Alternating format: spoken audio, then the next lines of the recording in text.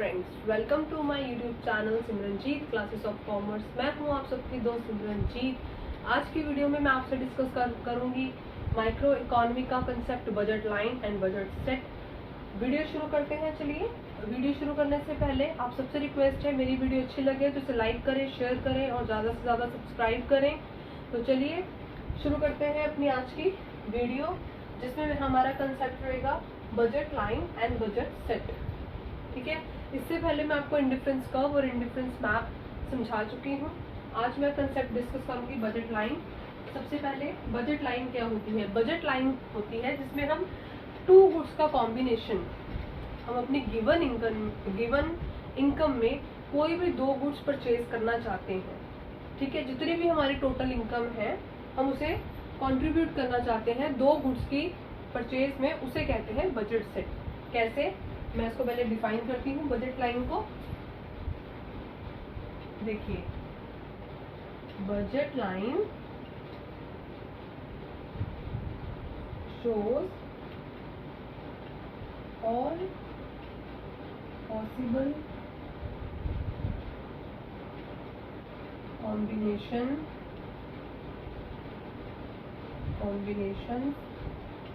of two goods, कोई भी दो goods, two goods which can purchased with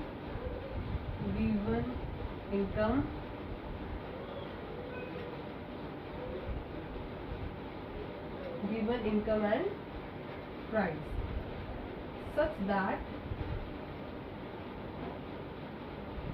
the cost of each these combinations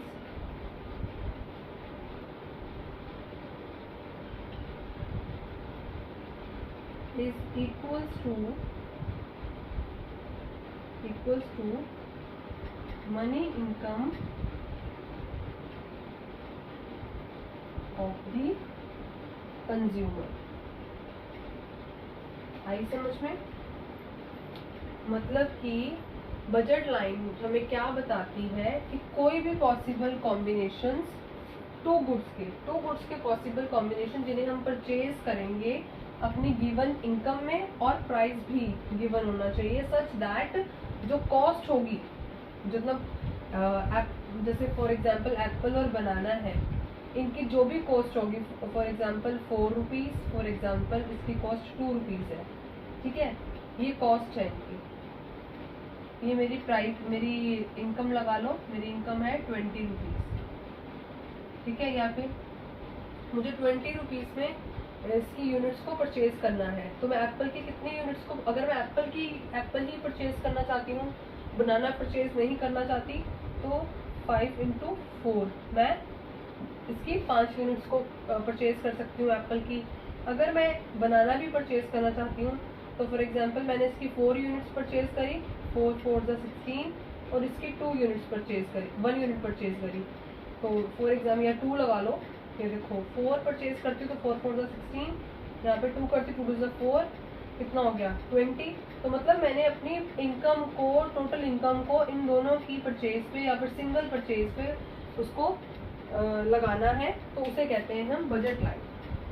ठीक है, अभी मैं एक एग्जांपल लेके समझाती हूँ आपको, जिससे आपको अच्छे तरीके से समझ आ जाएगा।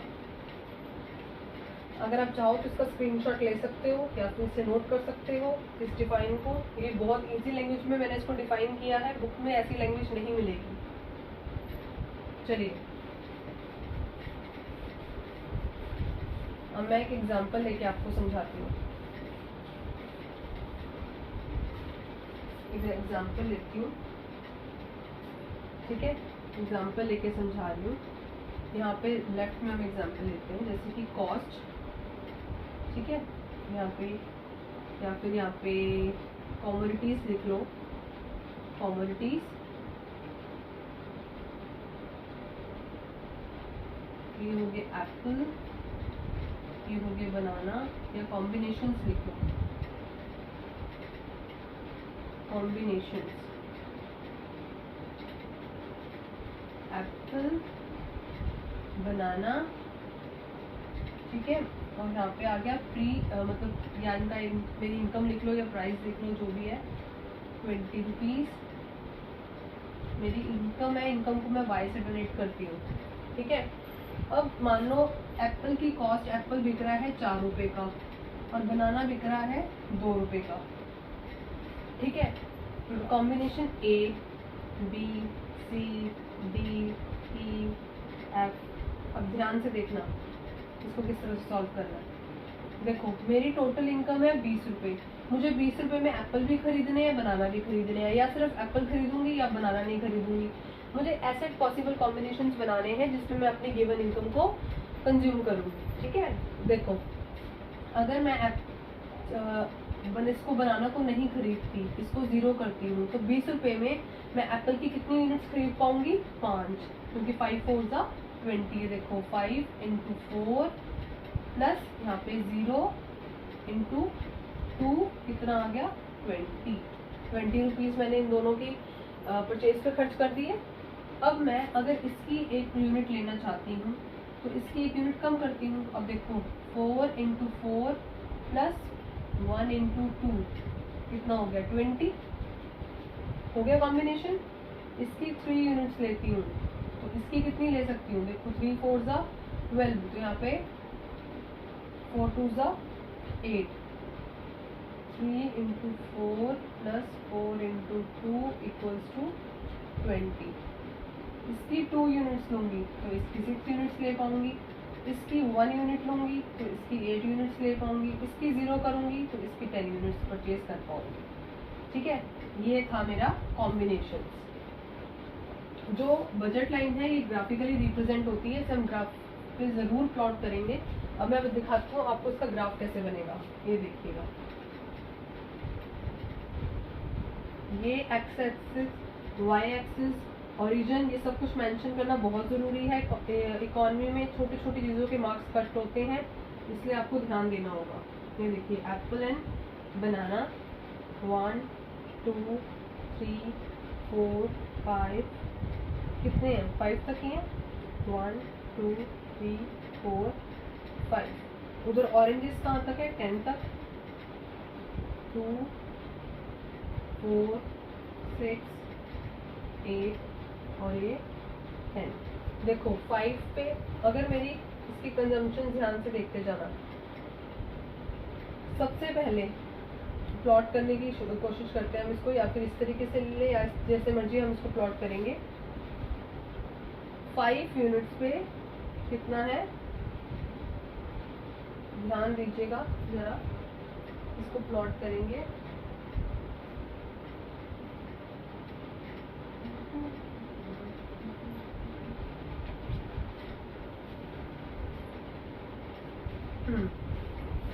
एप्पल की 5 यूनिट्स पे, एप्पल की 5 यूनिट्स पे बनाना है 0, ठीक है। एप्पल की 4 यूनिट पे बनाना है 1, यानी कि यहाँ,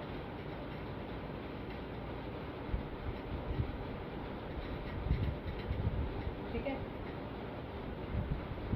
एप्पल की 3rd यूनिट पर बनाना है 4, एप्पल की 3rd यूनिट पर बनाना है 4, ठीक है। एप्पल की 2 यूनिट पे बनाना है 6,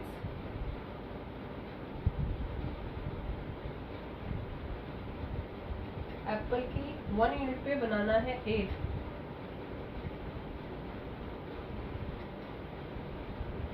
और एप्पल की 0 यूनिट पर बनाना है 10। ये यहाँ, ठीक है, यहाँ यहाँ ये देखिए ये आपका बनेगा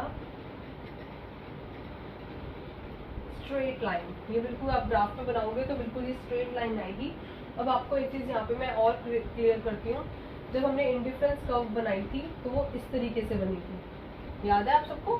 तो जो बजट लाइन होती है ये एक्स एक्सिस को टच करती है और इंडिफरेंस कर्व एक्सिस को टच नहीं करती। ये बहुत इंपॉर्टेंट चीज़ है जिसको आपको याद रखना बहुत ज़रूरी है। ये थी हमारी बजट लाइन। आगे हम चलते हैं।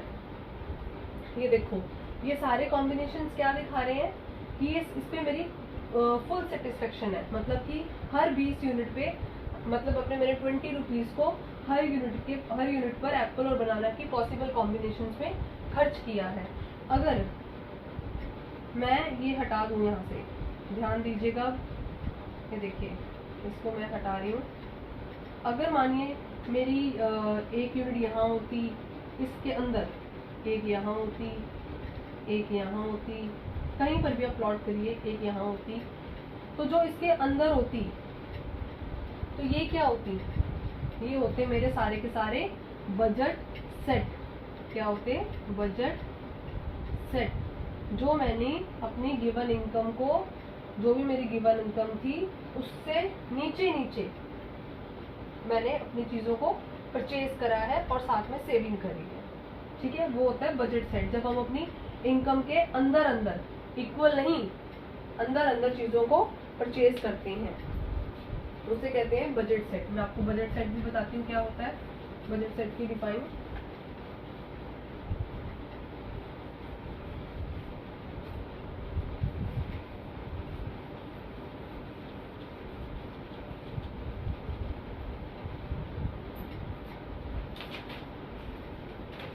अब देखिएगा budget set. Budget set shows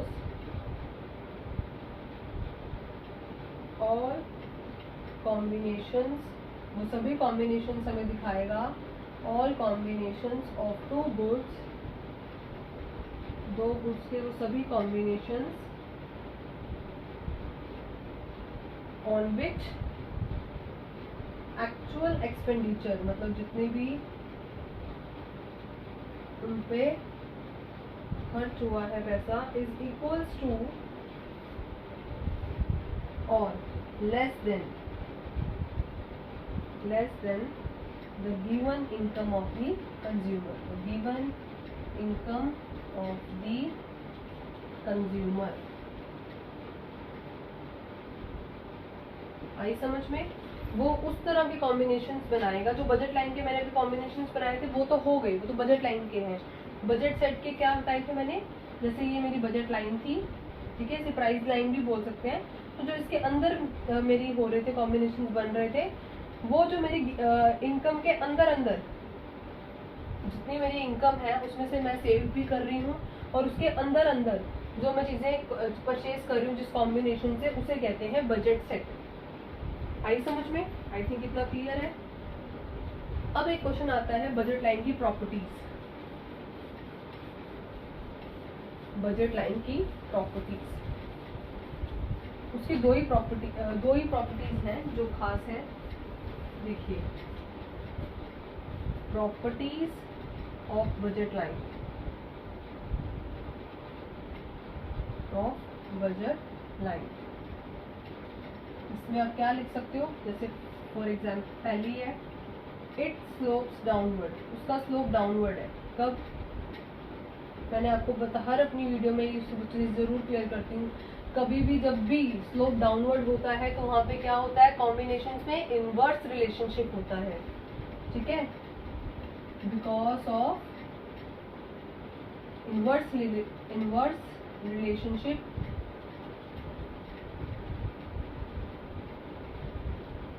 between two goods. ठीक है, दूसरा क्या होगा? ये स्ट्रेट लाइन है। अभी आपने देखा बजट लाइन बिल्कुल स्ट्रेट आई थी, स्ट्रेट लाइन है। क्यों?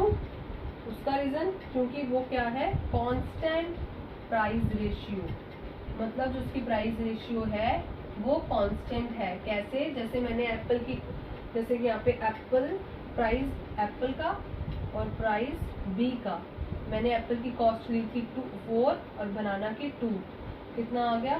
2। ठीक है, ये होता है कांस्टेंट। मतलब कि मैं कोई भी कॉम्बिनेशन ले लूँ, चाहे मैं अभी जो मैंने टेबल बनाया था उसके अकॉर्डिंग, चाहे मैं कॉम्बिनेशन ए सिलेक्ट करूँ, चाहे बी सिलेक्ट करूँ, चाहे सी सिलेक्ट करूँ, कुछ भी सिलेक्ट करूँ, मेरा जो कॉस्ट है एप्पल और बनाना की वो सेम रहेगी, कांस्टेंट रहेगी। इसीलिए वो स्ट्रेट लाइन, बजट लाइन जो है वो स्ट्रेट लाइन बनेगी। ठीक है, आगे चले। अब बजट लाइन जो है, ये तो आपका ये हो गया, ठीक है। अब आगे चलते हैं। अब मैं आगे इसमें आपको क्लियर करती हूँ। देखिए, अब बजट लाइन इंक्रीज कब होती है और बजट लाइन डिक्रीज कब होती है। जब एक चीज को याद रखना, जब बजट लाइन इंक्रीज होती है तो कहाँ शिफ्ट होती है, राइट साइड, ठीक है। ये याद रखना हमेशा, ये सेम लिखना। बजट लाइन जब डिक्रीज होती है तो कहाँ शिफ्ट होती है, लेफ्ट साइड। बजट लाइन के शिफ्ट होने के दो ही कारण होते हैं, एक तो प्राइस और दूसरा इनकम, ठीक है। आई समझ में। अब ध्यान से देखना, मैं बजट लाइन में इसको शो करूंगी। बजट लाइन, मैंने बजट लाइन बना ली है। एक्स एप्पल, आप पूरा लिखिएगा, मैं जस्ट आपको समझा रही हूँ। बनाना, एप्पल, बनाना,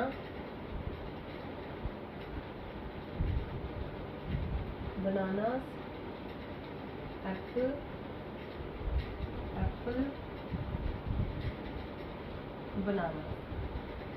देखिए, जब मैं, अगर मेरा किसी भी गुड्स का अगर प्राइस डिक्रीज हो रहा है, ध्यान दीजिएगा, जब मेरा प्राइस कम होगा तो मेरा क्या बजट बढ़ जाएगा, क्योंकि जिस प्राइस, अगर वो प्राइस जब इंक्रीज था तो उसमें मेरा बजट कम था, उस चीज को मैं कम खरीद पा रही थी। जब प्राइस गिर गया, डिक्रीज हो गया, तो मेरा जो बजट है वो इंक्रीज हो गया। देखो, ये जो है ये सब में बजट लाइन है, तो बजट लाइन पहले सब में ड्रॉ कर देती हूँ। देखो, जब मेरा बजट बढ़ा तो मेरी जो लाइन कहाँ बनेगी, ये राइट हैंड साइड शिफ्ट हो जाएगी। ये ए था, ये A1 हो गया, ये बी था, ये B1, ठीक है। दूसरा, जब मेरा प्राइस बढ़ता है, अगर मेरा प्राइस बढ़ेगा गुड्स का, तो मेरा बजट गिरेगा, तो बजट लाइन कहाँ शिफ्ट हो जाएगी, लेफ्ट साइड। ये ए था, ये A1 हो जाएगा, ये बी था, B1 हो जाएगा। इसी तरह ये तो हो गया प्राइस का इफेक्ट। अगर इनकम, मेरी इनकम गिरती है तो मेरा बजट भी गिरेगा। क्यों? क्योंकि जब मेरी सोर्स ऑफ इनकम ही कम हो गई तो मेरे किसी चीज को परचेज करने का बजट कहाँ से बढ़ेगा, बढ़ ही नहीं सकता। तो बजट लाइन कहाँ शिफ्ट होगी, लेफ्ट साइड, ए से A1, B1, B से।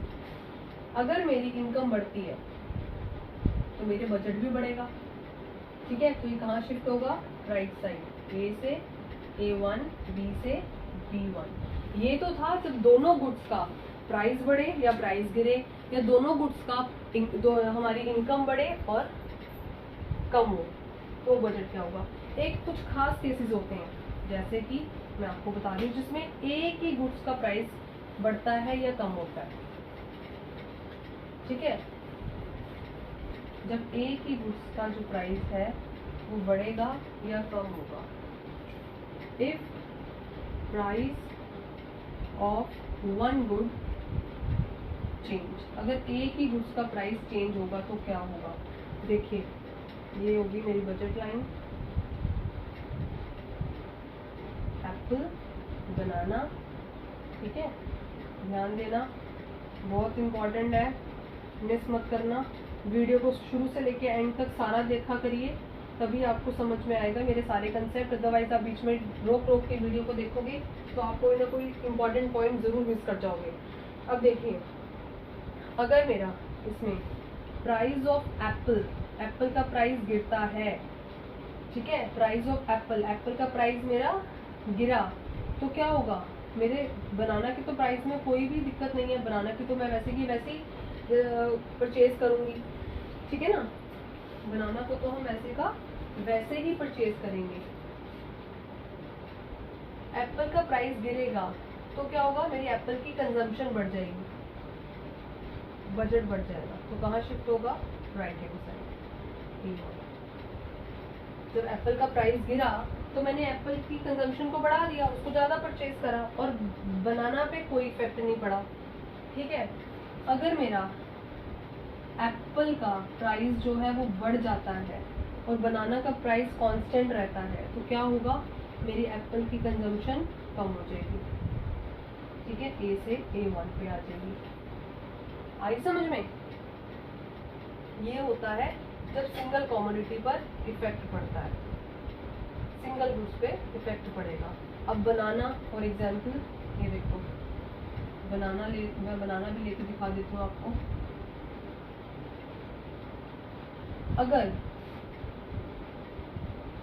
बनाना का प्राइस इंक्रीज होता है, बनाना का प्राइस इंक्रीज होता है, ठीक है, और एप्पल का प्राइस मेरा कांस्टेंट रहता है, तो क्या इफेक्ट होगा?